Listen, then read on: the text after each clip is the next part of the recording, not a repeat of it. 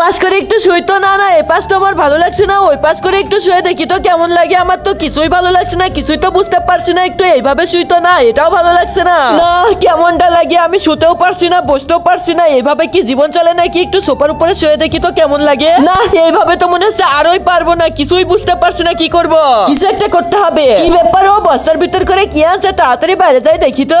এই নাও রিমা, কি আছে এর ভিতরে? আরে তোমার জন্য সারপ্রাইজ আছে, দেখি তো তুমি আমার জন্য কি সারপ্রাইজ এনেছো। তাড়াতাড়ি আমার খুলে দেখতে হবে। তো বাস্তার সেলাইটা খুলে ফেললাম, এবার আমি বের করে দেখি। আরে ভাই, এটা তো একটা বালিশ। তাড়াতাড়ি বাস্তার ভেতর থেকে বের করে ফেলে। এই কোলবালিশটা তো দেখতে আমার কাছে অনেক সুন্দর লাগে, যা তোমরা দেখতে পারতেছো বন্ধুরা।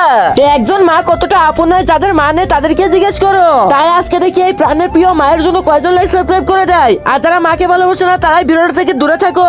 আমার অনেক দিনের শখ ছিল, যেটা রাজুর বাবা আজকে পূরণ করে দিয়েছে। তাড়াতাড়ি আমি খুলে ফেলি, এটা নিয়ে আমার শুতে অনেক ভালো লাগবে। বন্ধুরা আর দেরি না করে একটু ট্রাই করে দেখি তো কেমন লাগছে। বন্ধুরা আমার কাছে দেখতে তো অনেক সুন্দর লাগছে, এবার শুয়ে দেখতে হবে আসলে সুন্দর নাকি। হ্যাঁ বন্ধুরা, অনেক আরামদায়ক আছে, চাইলে তোমরাও কিনতে পারবা।